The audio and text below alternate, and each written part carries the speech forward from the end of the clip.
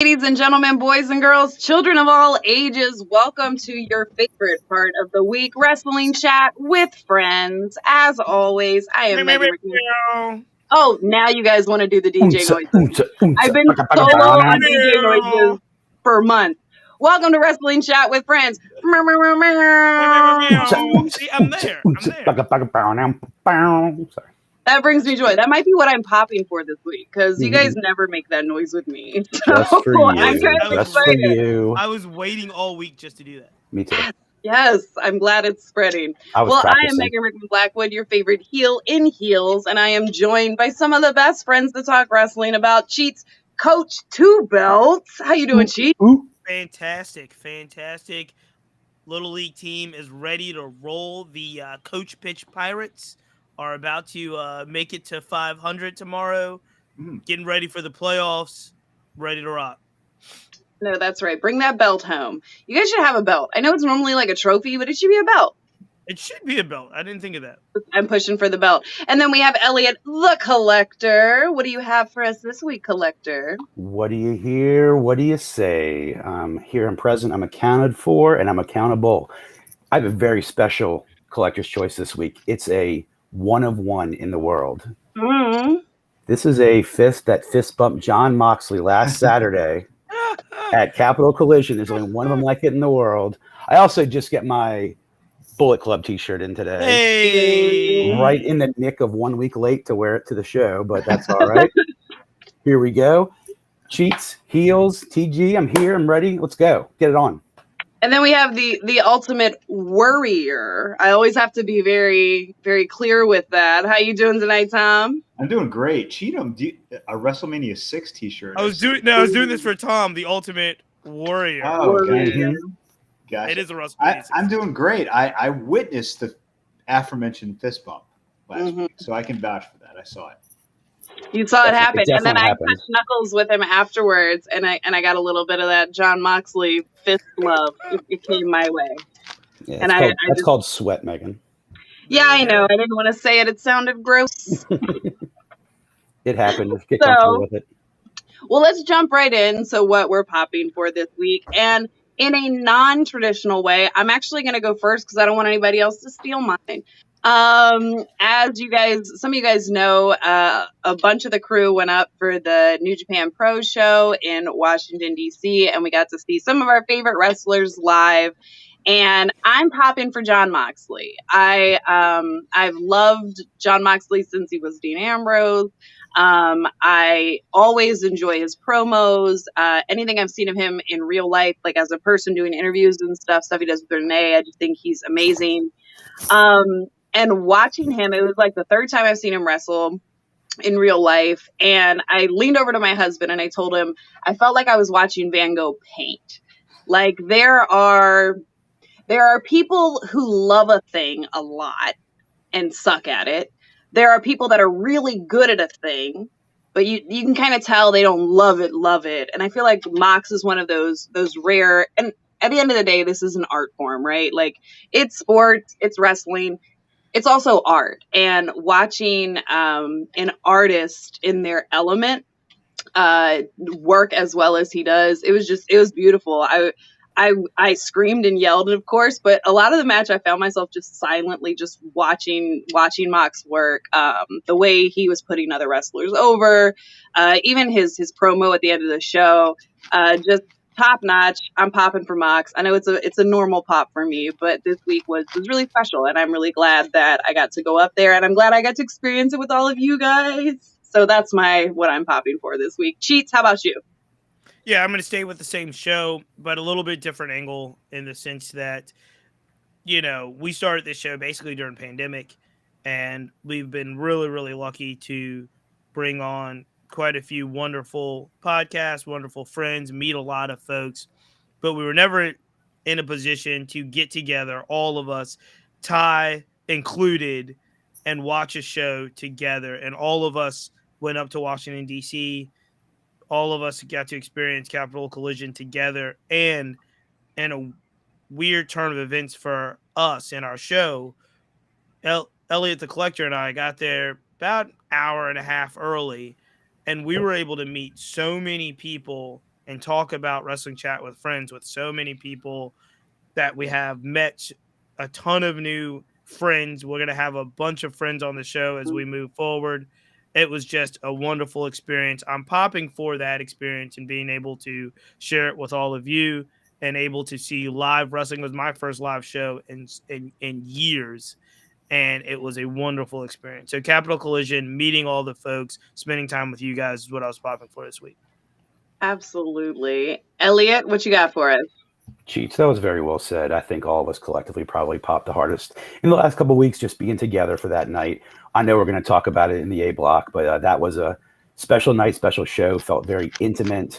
I think everyone who was in the arena knew why they were there and appreciated it. Like you didn't see a casual just WWE fan there. And that's what I expected and that's what I got, and it was great. And again, I want to save all that, but sure, being with you guys, meeting some of y'all for the first time ever, first time in a long time, first time in 43 years in the case of Tom. Yeah. But so, and I also want to give a quick shout out to our friend Mr. Perry. I don't want to dwell on what happened to him today, but we'll we'll maybe pop for that. Tell him. Tell him okay. what happened. It's worth it. It's worth it. Okay, absolutely. Okay. Well, as anyone remembers, several weeks ago, we had on Victor Perry, who's a teacher in Brooklyn. He teaches kids in Brooklyn, and he's a wrestling fan. Discovered that a lot of his class were wrestling fans, and he has started a wrestling club at his school. And I'll get the name in just a second, and we'll promote it at the end of the show again. But he is doing great things. Go to his website. We'll give that, or his Twitter handle. We'll give that out. But after the show, we had stayed in communication with him, and he mentioned how he was shopping for belts for the class. And I think all of us collectively said, nope, we'll take care of that. And we quick turnaround. We got a WWE undisputed title, commemorative title from the shop sent to his classroom. It arrived today. There are videos on Twitter of the kids opening it, of the kids' reaction. It's hasn't gone completely viral, exploded yet, but that's not the point. It's for the kids, and he's a really exceptional guy, and you'll hopefully see more about him. And it was just a good deed. I felt great doing it. I felt great seeing the kids' reactions, but it wasn't for me. It's for the kids. Those guys are champions. So I'm definitely also popping for that this week. And Hookhausen.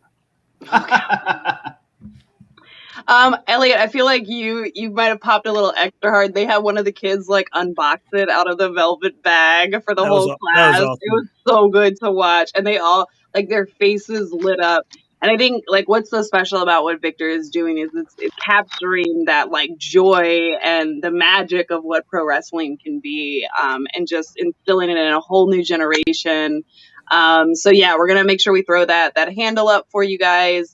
But please go check that out. The kids' faces are like pop of the month, right? Yeah. I'm so happy. Let me also just quick add, the whole reason that we discovered Victor is because Sasha Banks, who knows who she's employed by right now. I mean, we know who she has a contract with, but who knows where she'll appear next. She was the one who retweeted his original tweet about the class, came and visited the class weeks ago, and we had him on before that. And he said something was in the works, and it was great that it was that. So kind of cool also that the person who's number one top on everyone's wrestling mind right now is involved in that also. So yeah. It's a full circle. It's a squared circle. It's very good. Very good. All right, the ultimate worrier. I know you're normally worried, but what are you popping for this week? I excluded everything from the DC show because I knew we were going to be talking about it later. So with that in mind, what I'm popping for this week is there's no single thing that is entertaining me as much right now is how angry Kevin Owens is about the Ezekiel Elias. It's so good. Sure. It's so good. It's so good. I always say the thing that makes a great heel is when the heel has a point. And he is sitting there just surrounded by these people trying to gaslight him and to say this is some other guy. And he is so mad. And I laugh every time. And no one gets more apoplectic than Kevin Owens. He gets graphics come up. He gets mad at the graphics. Somebody in commentary says something, he gets mad. I love it. I'm really enjoying that. Okay, so you guys know I don't really follow WWE. So for like the first half of this angle, I really thought that was like his little brother. I was like, oh, they look so much alike. Like they worked me. I was completely worked. It's hilarious. It's hilarious creative, and it really is one of the better things that in recent creative that WWE has done. To they were very high on Elias. It just never really worked the way they wanted it to. And to this Ezekiel thing is hilarious, and he's actually a really talented wrestler. So if they can make this work, it's really exciting. But Kevin Owens is doing the perfect Kevin Owens I love in this. Yeah, and I love the little subtleties to it too. Like, for example, the first several weeks that Ezekiel appeared, he would say, "Hey, sorry to interrupt. Interrupting really isn't my thing." When he was Elias, he would constantly either be interrupted or interrupting someone. And then now Kevin Owens' whole thing is how much he hates liars. So there's this whole thing where these guys are, and then Alpha Academy's in the mix doing their thing, which is also wonderful. So I'm really enjoying it. I tell you, So not to put myself over anymore, but give me a few weeks of not shaving, I could have the exact same gimmick.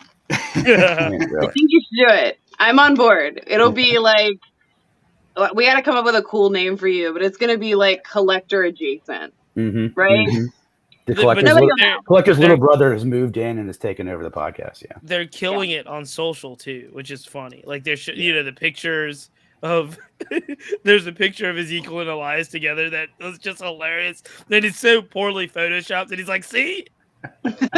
It's so good. I saw that they put Ezekiel, he's in like the official WWE roster, and he comes up right under Elias. I don't know. I'm on board. I used to love Elias. I like, there's still like walk with Elias jokes around our house from time to time. So I'm on board for whatever they're doing.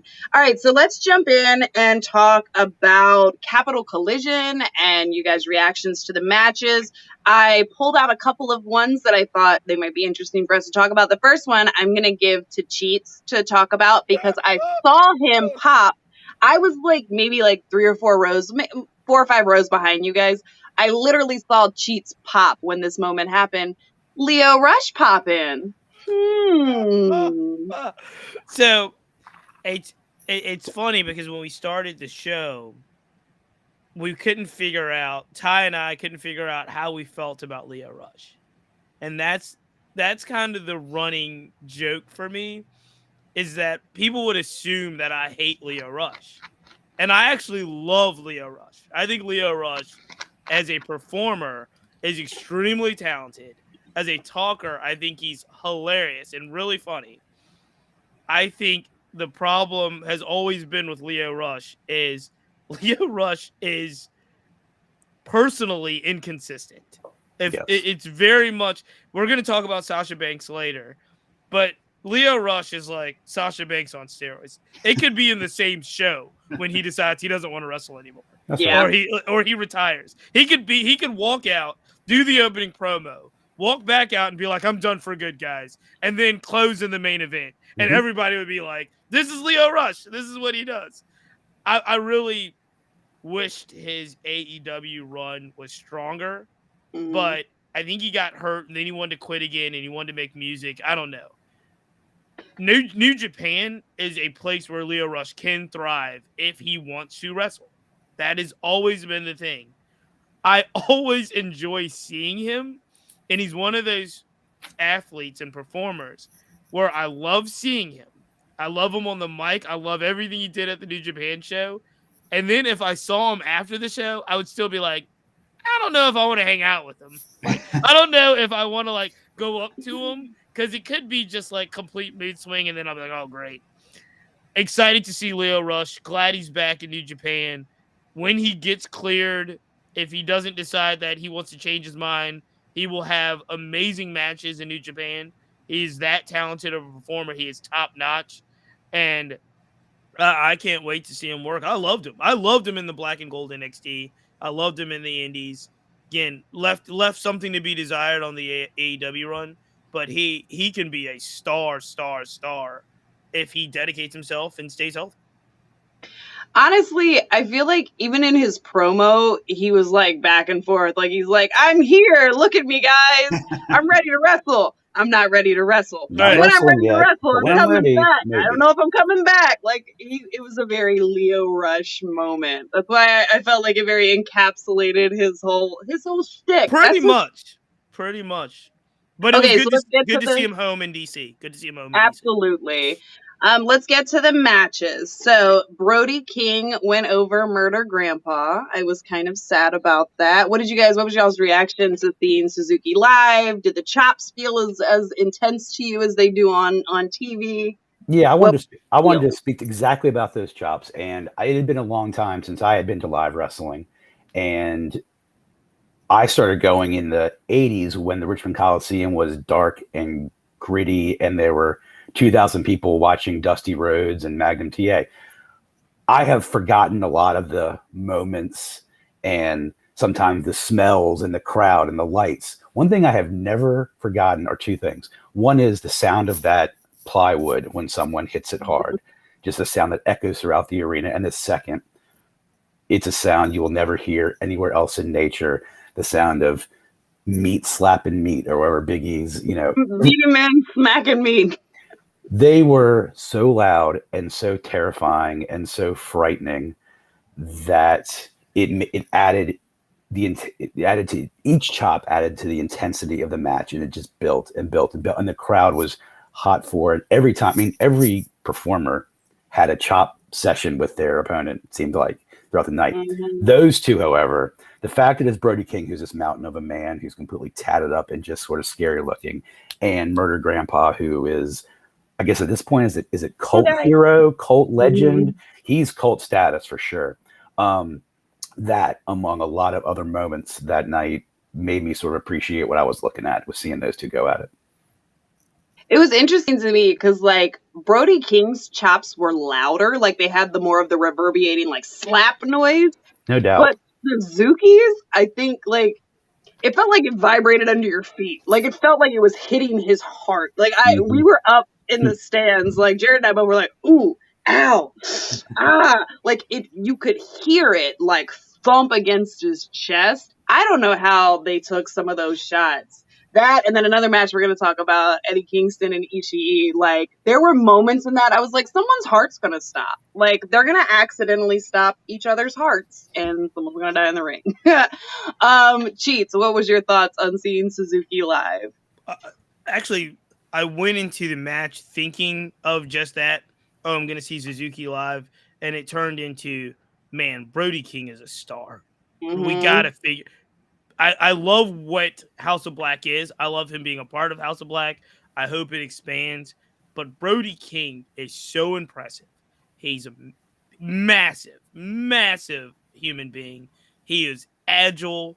He can really work. And one of the takeaways of the night was I need to see way more of Brody King.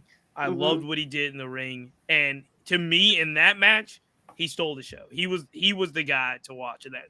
Suzuki's Suzuki. He's great, but Brody King is the guy that I left being like, I got to see more of that guy. I hope he really gets some impressive work as he moves forward in his career.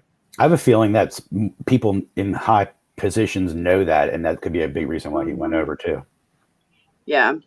Tom, what were your thoughts? I like that match a lot. I think in addition to everything that's already been said, what I really liked about that match, and this was something that I kind of brought to the show, so to speak, from my perspective, is that a lot of those guys on the card, I wasn't really familiar with. Now, obviously, in the case of Suzuki and King, I know them from AEW, but so I was much more sensitive in a lot of these matches to like, okay, since I know very little going in, are these guys going to tell a story that I, as sort of a very casual New Japan fan, can follow?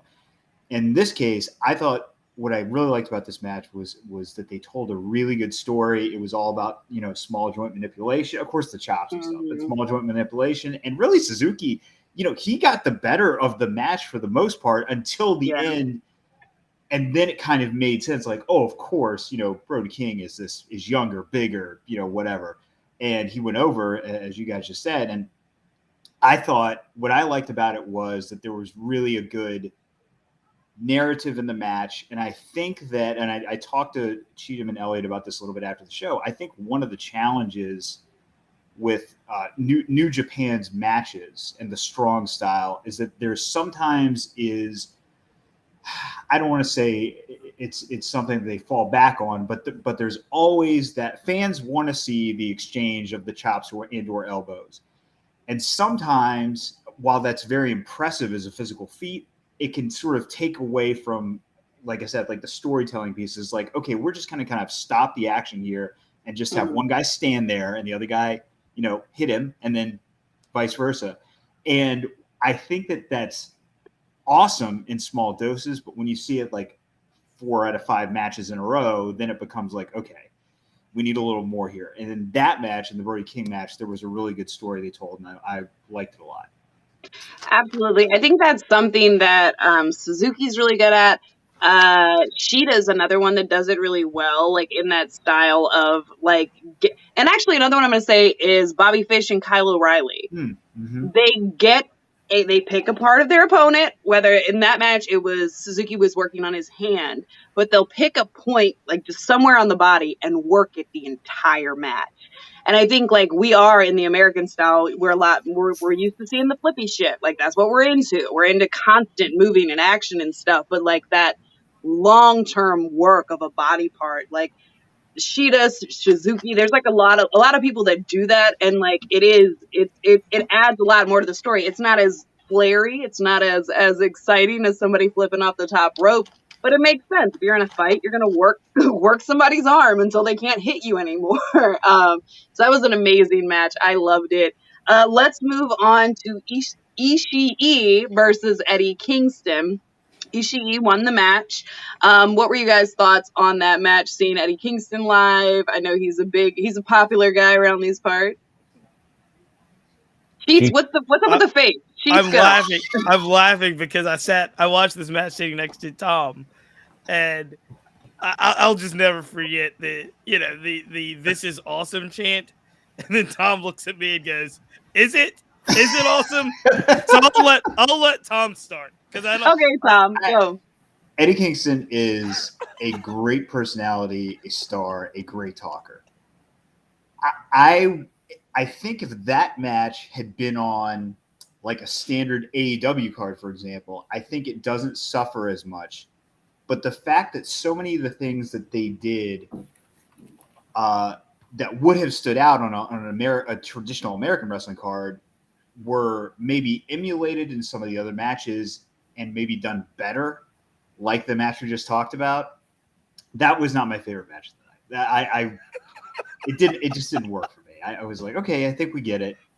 We get it. But wrap it up. I just like, come on, guys. Let's.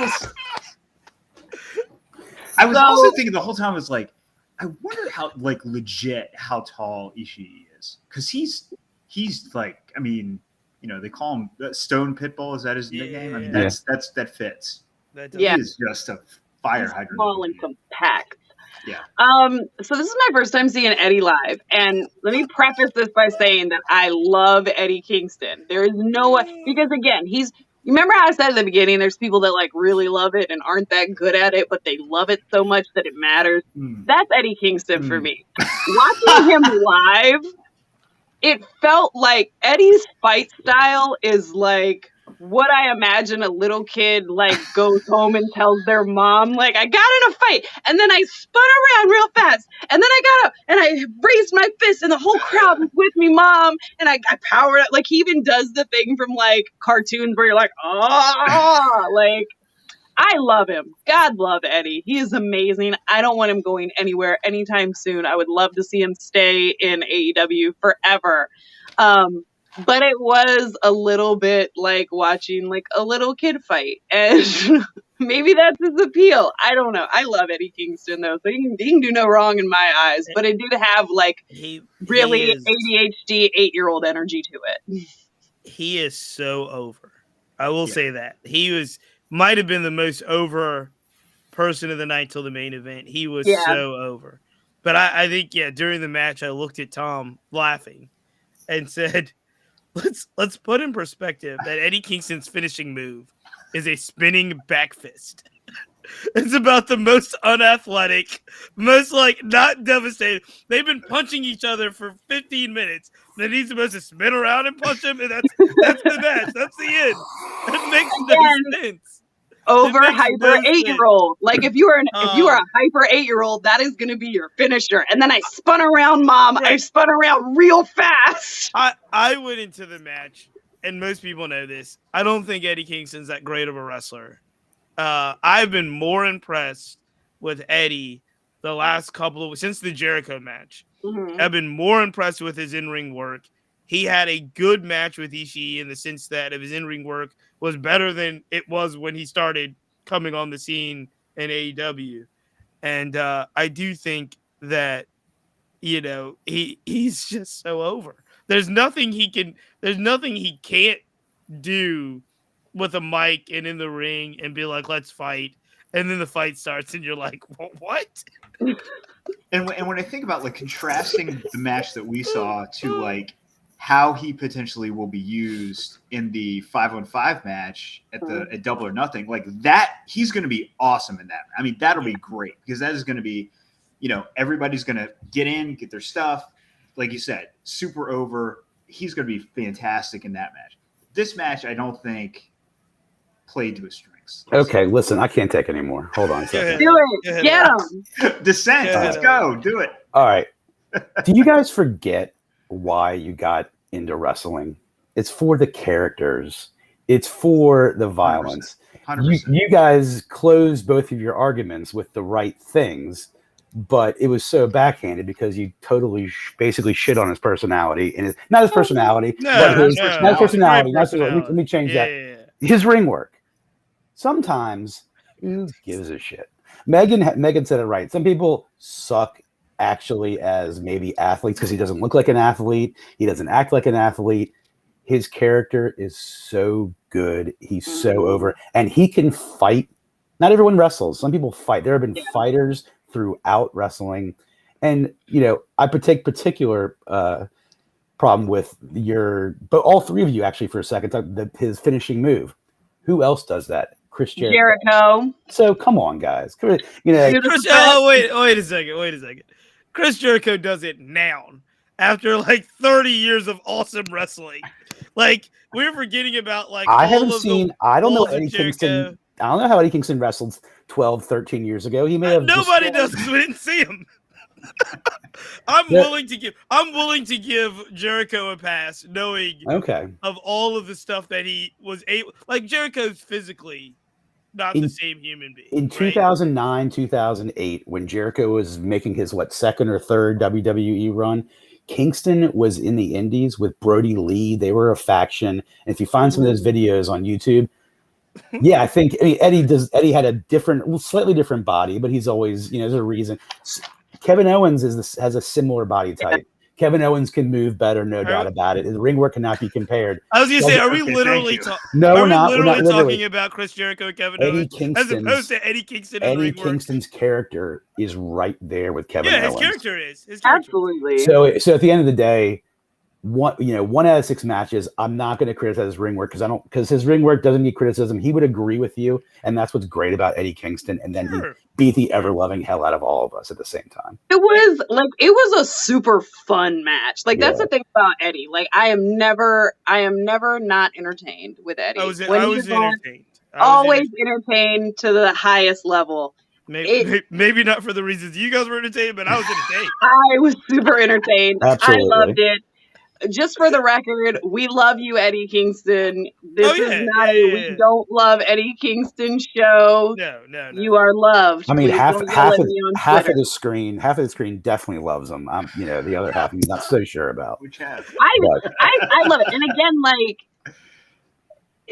there's no higher compliment for me than you give me 8-year-old a wrestling fan energy, because that's where we all started. That's where all of us started, right? So to take me back to that manic little kid, I'm gonna get in a fight energy, it was great. I had a blast. That character in 1999 in WWF, that character probably in 2009 in WWE.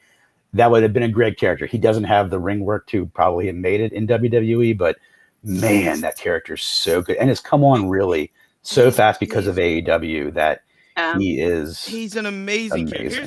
Here's what I'll say about this, and we'll move on. Yes. I actually really like a bunch of French Montana songs. French Montana, I like his songs. Watch where I go with this. Is this the part where I say I don't know who that is? I mean, no, he's a rapper, okay. And he has a lot of hit songs. And I actually like a lot of French Montana songs. I would not tell you that French Montana is a good rapper, because he's not. He's not a good. Have you ever heard French Montana rap? He can't rap. But I like his rap songs. Eddie Kingston is an amazing wrestler. I don't think his wrestling part of that, which is just one part of all that is Eddie Kingston, is that great. I think he's a limited wrestler. That's not saying that he's not in my playlist. I'm not saying he's not in the top 10 of my most played songs. But there are, Tom, and I'll break it down for a sensibility that you would understand. There are bands that have singers that aren't amazing singers, but you like the bands, right? Yeah. You like their songs. That's my I love Eddie Kingston. And I love the Eddie Kingston brand. He's just the analogy I was going to use is I think that in pro wrestling is obviously unique because it's so different than any other form of entertainment because there is this weird overlap with sports. But I think from the standpoint of what really matters at the end of the proverbial day is, as you all have said, he's super over. He has a good character. I mean, and so if you look at like the biggest stars in the history of the business, some were good wrestlers, some were not at all.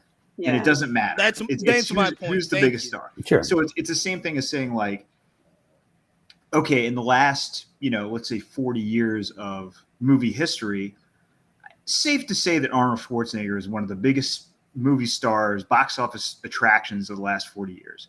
No one would say he's one of the 10 best actors of the last 40 years. How dare you? Thank you. No, but Tom, I can't win. I was trying to find common ground. While you're talking, I get it. While you're talking, Tom, the last 10 years of a Hulk Hogan career, like Hollywood Hogan, whether you like him personally or not, in ring wasn't that great of a wrestler. It was. There's a lot. If you break it down, there's lots. Right. So I mean, Eddie Kingston reminds me a lot of Bubba Ray Dudley. A limited move set, can do things that are violent and get up and do them again and over again. But, ring technician, limited, like a lot of wrestlers, if we thought about it, are. Yeah. And to me, he's so good. He's so good. The ultimate example to me is Steve Austin, who was a great worker until he broke his neck. Right. And the fact that he became much more limited in the ring, irrelevant. He just got hotter Bigger and hotter. Character. Yeah. Yep. All right. Moving on. Eddie Kingston. Final word on Eddie Kingston. We love you and we think you're amazing. We do. So, we do. We love you, there's that. So let's talk about the main event. Awesome. It was amazing and wonderful. The wrong person won, nonetheless. So Juice Robinson went over. He got the belt over Will Ospreay, Tanahashi, I can't say his last name and I'm not going to try, and Jon Moxley. What did you guys think about the match? Did it live up to the hype? Those are 4 really big names in wrestling. I think even if you don't really watch New Japan, you know who Will Ospreay is. Tanahashi has been a staple of New Japan for a very long time. Juice Robinson was the first match that Mox had back after WWE. So did it live up to the hype for you guys? Oh, yeah. It was not lost on me or the crowd at any moment who we were seeing, what we were really witnessing with Tanahashi and Ospreay. Okada in the previous match, even though he didn't get as much action, which is I would like to have seen, being under the same roof as those guys, it was not lost on me or the crowd. The match was spectacular. The spots were fantastic. The table spot. Was it Tanahashi on Moxley? Yeah, the one I have actually a great video of. I want to let Tom and Cheats take it because those guys really, I bet, have some great takes on it. But it was just special that I witnessed it. those guys. Will Ospreay is probably my favorite wrestler outside the United States, and just that was really New Japan, and this industry is a lot about just like honor and respect, and I felt the honor and respect to just like watch that match. Take Absolutely. it, guys. Yeah. I have to think about this, but that may be the best wrestling match I've ever seen live. Mm. It was, I don't even know how long it was, 15, 16 minutes maybe. I mean, something like that.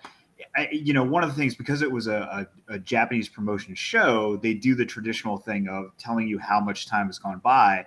And that match was like, when they said 10 minutes, it was like, holy crap, it has been 10 minutes already, because it was just nonstop action.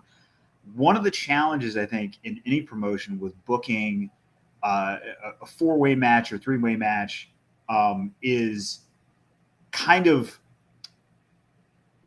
the audience's attention is going to be drawn to different things, and sequencing it so the audience is able to appreciate everything that's happening, not having stuff overlap, not drawing people, attention away from a high spot or whatever, is a really tough dance. And they did it perfectly. I also, the venue, by the way, was great. We touched on it a little bit at the beginning. It was a great venue for a wrestling show. And the fact that they had the video screen or whatever in a position where it's like, okay, I see Tanahashi going up and I can kind of see Moxley, but all I have to do is like look up, 1 foot of my visual range, and I can see the other angle of him leaping off. The whole thing from start to finish was amazing. I'm with you, Megan. I really thought the Juice Robinson was there purely to break up potential spots that the crowd was going to pop for, to be the heel who like interferes with them having, doing something that's going to please the crowd. And then he won, and I was like, wow, I definitely did not expect that. Last thought, and then I'll kick it over to Cheatham, of course. I said this right after the show. Will Ospreay is awesome. He is phenomenal. I've probably seen a match of his before at some point, like on YouTube or something. Certainly the first time I've seen him live, and probably the first time I've seen one of his matches from start to finish. He was beyond impressive. Everybody in that match is great, but I had never seen him before. He was fantastic. Loved the match. I'll be quick because I'm gonna start where Tom ended. Will Ospreay to me was so impressive. So impressive. And there is an element of, what Mox is going to do. I didn't know that much history about Juice Robinson. And if you're actually putting a cap on the entire night, Bullet Club had an amazing night for that show. Yeah. Bullet Club won all their matches and really did some amazing work. But Will Ospreay was phenomenal. He's big, he's athletic, he works really well, and his energy was so high the entire match. Was just really, really impressed. Now, I did see him and Mox went one-on-one a couple weeks ago, right before the event. It was really impressive.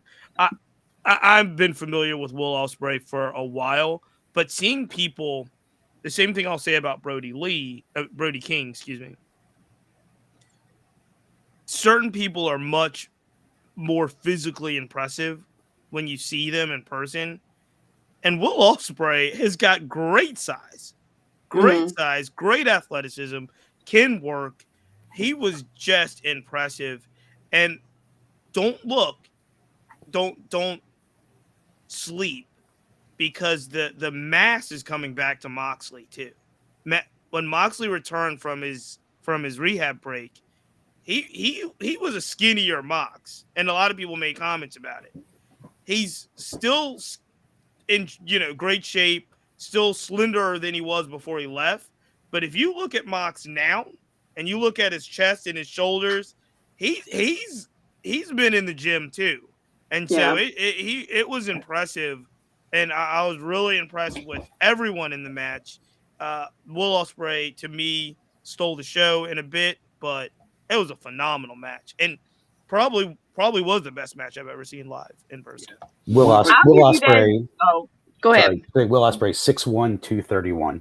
Yeah, he's bigger than I thought he was. I was also surprised. One quick thing I forgot to mention. To the point that was made earlier, Elliot, I think you had talked about how there wasn't one of the interesting things about that show was, I sort of semi complained about the fact that, like, okay, the exchange of blows, the strong style exchange of blows in the middle of the ring, after you see it a bunch of times, it sort of it maybe detracts from it when you've seen it in the fourth match of the night or whatever. Conversely, one thing about that show that I think made the main event pop even more was the fact that, and I said this to Cheatham at the time, in the semi-main event, Okada, I believe, It was Okada. Yeah, did a move off the top rope, and I was like, I think that's the first top rope move we've seen all night.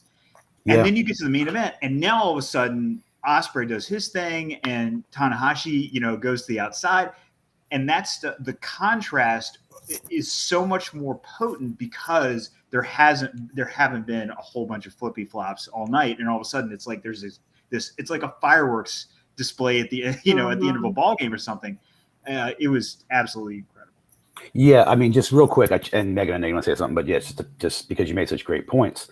That culture of New Japan Wrestling is why I wanted to go and see it. Not just because there weren't multiple, there were a handful of shots, but of top rope moves. One table spot, there weren't an abundance of chair shots. And the one thing about the crowd, I saw it. I saw Megan, you and your husband were doing it after move sets.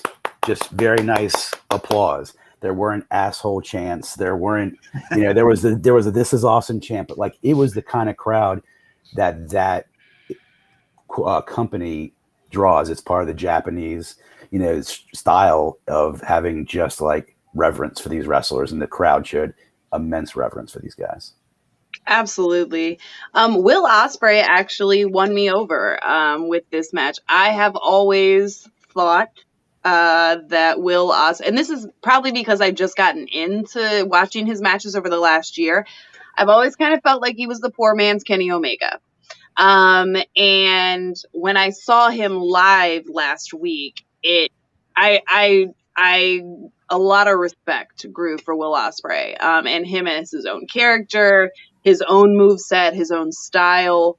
I was super impressed, and I'm really glad again we got to go. It's going to be probably one of my favorite shows for a long time. It's going to take something special to beat that one. I'm glad we went, guys. It was fun. Because we're nearing the end of the show, and we're still in the B block of what we're supposed to be talking about.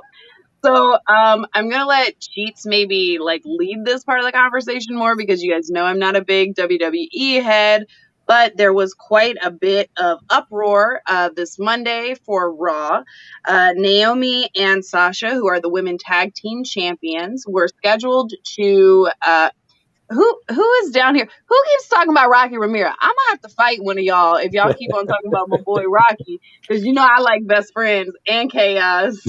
So nonetheless, back on point. Wrap it back up. Okay, so Naomi and Sasha were supposed to be in the main event of Raw. Word is that Naomi was supposed to go over. It was supposed to be setting up a whole lot of other angles. End of the line is that they apparently, right at the beginning of the show, or maybe some reports are saying right before the show, put their belts on the table and walked out. Gentlemen, walk me through what this means for WWE. I do know it's been reported since this happened last week, that both Naomi and Sasha's contracts are up in the next few months. Do you see them leaving the company? Do you see this changing their storyline? Word is there is not a lot of support for them, or support is mixed backstage. The word spoiled has been thrown around by some other performers in the locker room. Go. Tell me all your thoughts. Again, this is like the Roman story. I don't know enough to have. And well, I'll start by saying this. No one knows enough in the general public to have a educated opinion on this. That's right. A definitive opinion. Yeah. Definitive opinion. We know history. We know what seems to start to be a pattern about Sasha Banks in regards to where she knows she is with the public and within the company, and also where the company believes she is in regards to their relationship with her and what they want to do with her. And we do know that they do not align. Sasha Banks believes she is at a level, and she very well may be that. I think in the general public, we're talking about this. Ronda Rousey, Becky Lynch, maybe as popular as a Sasha Banks, but Sasha And Banks is Sasha. Yeah, right. Sasha Banks, Ronda and Sasha. it could be arguably the most known popular commodities in the WWE, not just in the women's division, which is the biggest wrestling promotion in the entire country. So she's huge. What I think she knows she's huge. I think she knows she's a good worker, but I also think she knows her contract's coming up. She knows that she could probably transition to a place in Hollywood like some of the other more popular wrestlers in the world. And so I do think that this time around, if what we're hearing about the rumor situation is true, and we do know it's not kayfabe. They're not working us. There was a walkout at the time. It has a lot to the reaction and what happened has a lot to do with Sasha Banks and a lot less to do with Naomi, who has traditionally felt underappreciated in the company, but also has a lot of sympathy within the company because the company actually believes, especially her peers, believe she's been underappreciated. So this story is a Sasha Banks story. The question is, who is really at fault and who is really acting out of pocket? From what the dirt sheets and the rumors are saying is that they had an issue with creative, but they also went to Vince. And Vince was like, you guys are right. Let's change it. Then creative or producers saw Vince afterwards, explained to them what the play was. And then Vince was like, all right, that's right. Leave it. And then they couldn't rectify that before the Roanoke show. And they put their belts on the table and walked out. Norfolk, not Roanoke. Norfolk. Oh, I'm sorry. Yeah. My read of this is there are a lot of people in that locker room, a lot of women in that locker room would kill to be in the Sasha Banks position. And they're not going to get, Sasha Banks in particular, is not going to get sympathy in this particular situation because they are looking at her like she is the top dog. She can't be aggrieved but so much. And if the creative storyline is correct, they're setting up individual title challenges for both Naomi and Sasha. So there's a lot of folks that are like, look, this is a job. This isn't the job that you write. And you just can't do what you did.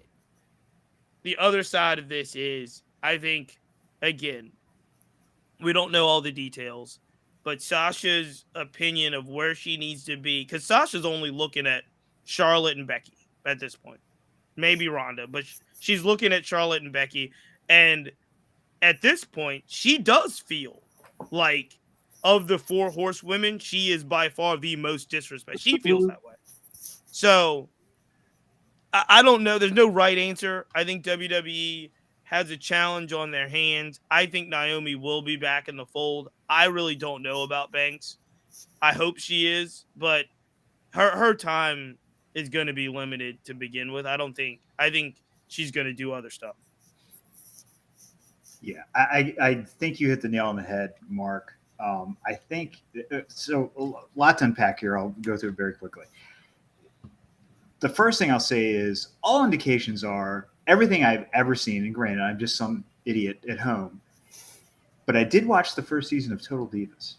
And I can tell you that Naomi by far seemed like the most down-to-earth, like nice, normal person. And not that everybody on the show was, not nice, but she seemed like somebody you could know in her life and be like, okay, she's a solid person.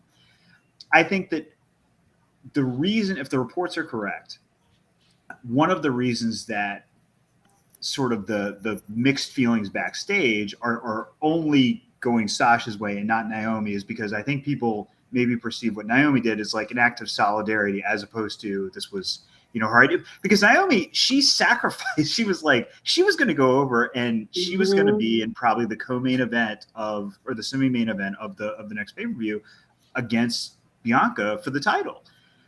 So I think that the thing you said, Sheena, is right on the money, which is we all know. We know enough to know that WWE has some pretty bad creative, some of which gets on TV, some of which doesn't get on TV. And so I think the frustration that people have backstage is like, okay, so Sasha, you walked out as a live show was starting because you were mad that you were going to get into a singles program with Ronda Rousey. Like that's what you're mad about.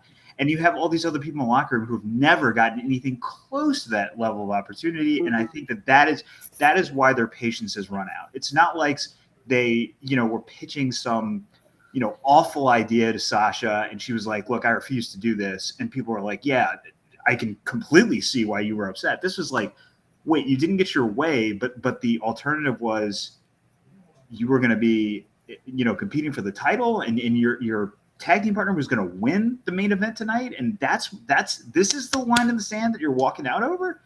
That's, I think, why this is sort of taken a different direction than a story like this normally would, which normally the sympathy of the locker room would be quietly or otherwise would be, with the talent. And I think here it's a little more mixed because people are like, God, this is just like, does Sasha want to be here? I think that's the question. And I think you're right. I think she's going to go. I think Naomi will stay ultimately, especially because her husband is, in the company. But anyway, it's a sticky situation. Sasha's husband's technically in the company too, right? Is he still doing the outfits? That is true. Outfits, Yeah, that's right. So one of the things that I did read, and I'm going to give like a little sympathy to Sasha in this situation, is that, two things. First, one of the things that I read on the dirt sheets is from the person that is supposedly friends with Sasha, is that, they came to them with this tag angle months ago, and there wasn't a whole lot to the story. It was just like, hey, diversity week, we're going to put two black women together. You're going to win the championship.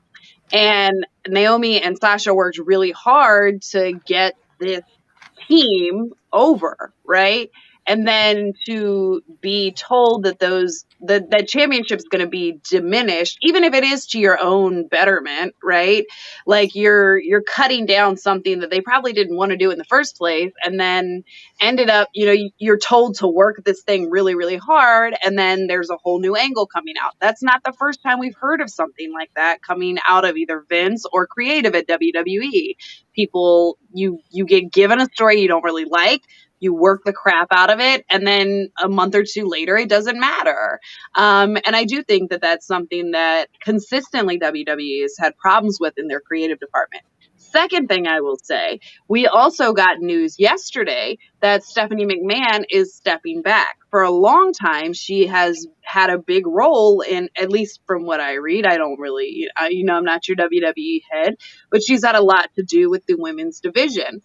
That coupled with the Triple H in and out kind of story, Shane getting kicked out.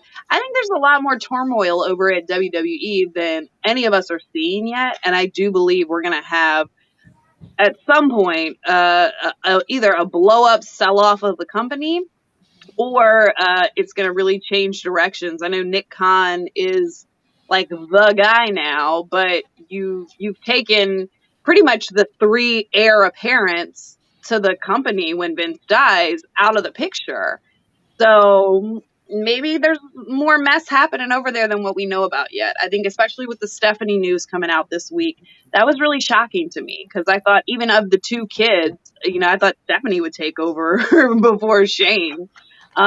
So I don't know. I think the caveat with Stephanie that we really don't know and nobody will know is really Triple H's health. Yeah, I think that's. I think it has. I think there's a possibility that the recent scare, the pacemaker and the heart, he probably can't do the family things right now. Maybe he gets back to speed, but open heart, pacemaker, and that's a real recovery time. And, he did the one appearance on ESPN. I don't know if it was around WrestleMania to say he's retiring, right? But I do think that there is a world, right, where Stephanie looks at her husband, looks at their family with young girls, I believe it is, and says, "Hey, I need to at least put less time on the road." Because again, we're talking about a schedule 280, 290, sometimes over 300 plus days on the road, and Stephanie's not in a position where she can take a lot of that time off. So she's probably in the over 300 on the road type days if she's with the company doing what she does. Yeah. I kind of compartmentalized those Stephanie's move. I do think there's definitely some Shane stuff that's really interesting. I think there's some Vince stuff that's really interesting. I think there's some Nick Khan stuff that probably leads them to in the direction of selling per se. But going back to what you were saying about the women's division in general, I do think this one goes back to as we said with Leo Rush, with Sasha Banks. Does she want to be there? Does she want to be there? And I think that contract's coming up. I don't think it's a negotiation move to get a bigger money and more years. I think it's a move for her that says they don't respect me, they don't value me, whether it's accurate or not. Let me, let me see what I can do elsewhere. Well, what's next for her then? I mean, should we expect her to pop up in AEW, or do you think she's going to go full-time Hollywood? Well, I think she's hosting shows. She's doing the whole circuit and I think she's going to probably make that run for at least a couple of years. And then we figure out if the interesting thing is if she comes back to wrestling in a capacity, does she come back to WWE or does she come back to another promotion and WWE says, hey, we don't want to deal with this anymore?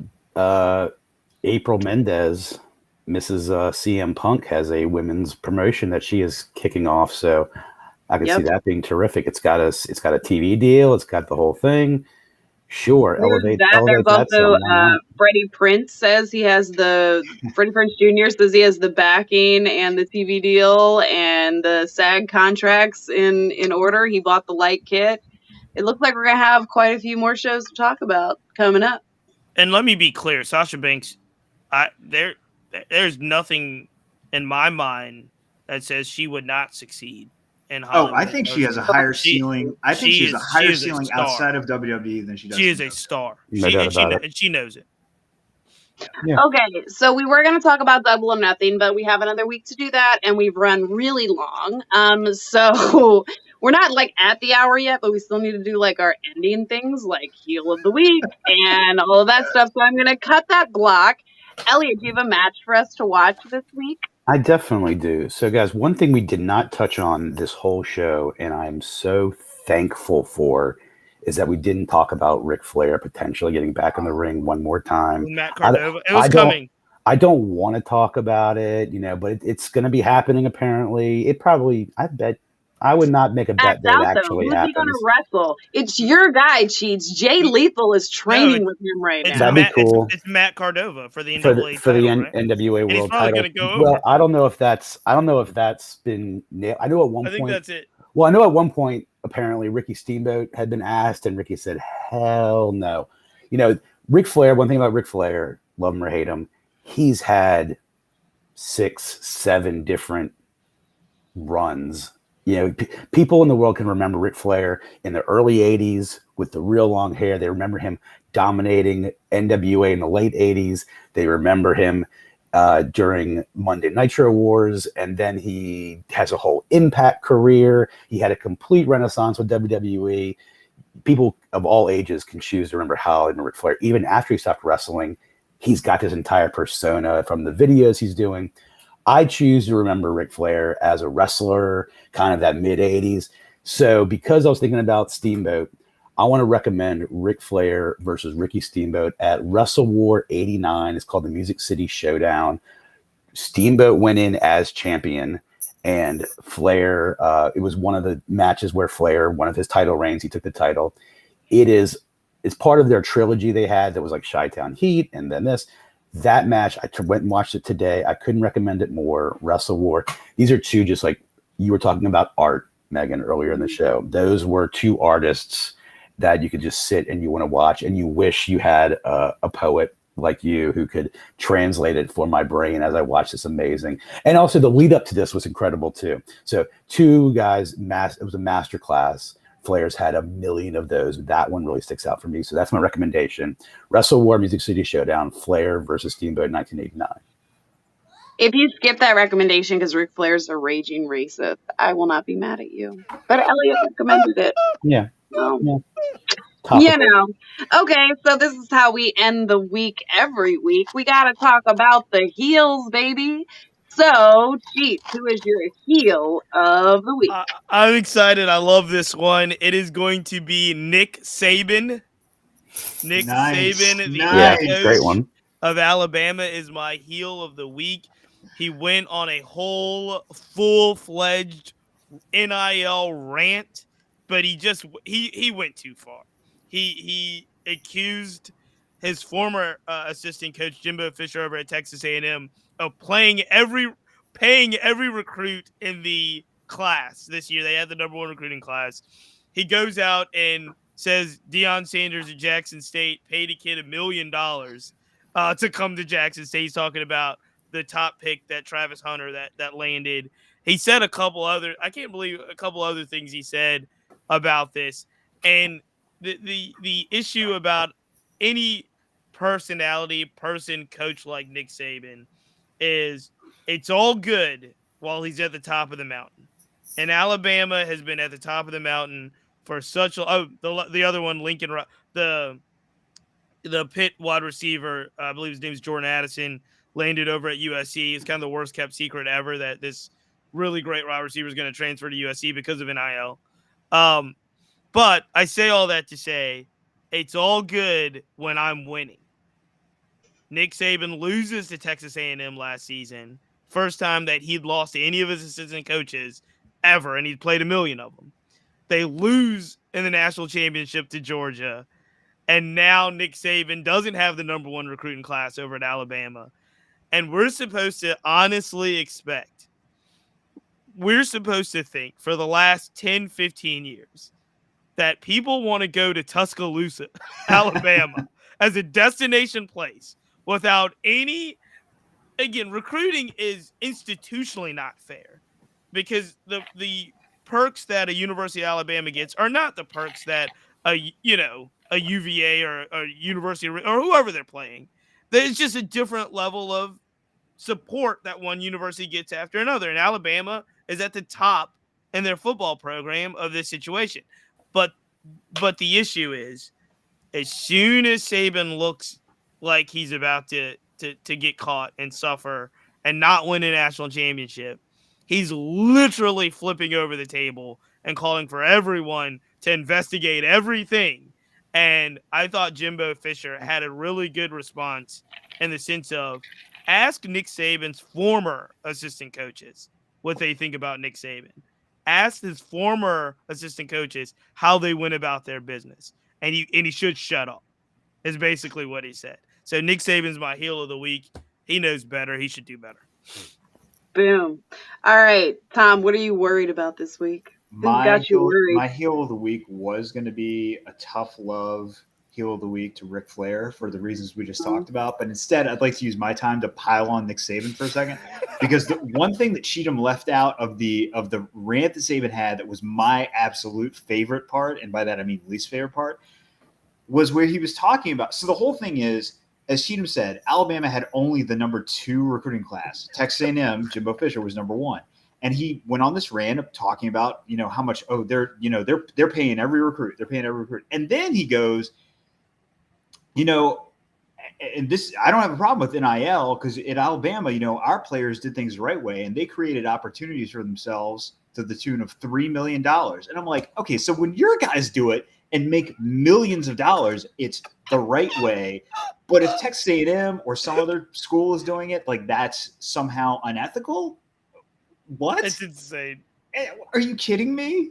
I mean, how much of this guy's own, you know what, is he's even smelling here? Anyway, I will concede the rest of my time to LA, but that was a great one, Cheatham. I like where your head is. I don't even know what sport you guys are talking about. Football, college football. Yeah, college football. Great, that's great. No, Megan, please first. I think you and I might be somewhere closer to our feelings this week, so you go first. Well, I mean, I feel like this is a trend, and Tom, I'm sorry, but it's another Republican. My heel of the week is Virginia Governor Youngkin, who has decided that all Virginia state employees must go back to work as of July 1st. There's no longer honoring any telework agreements.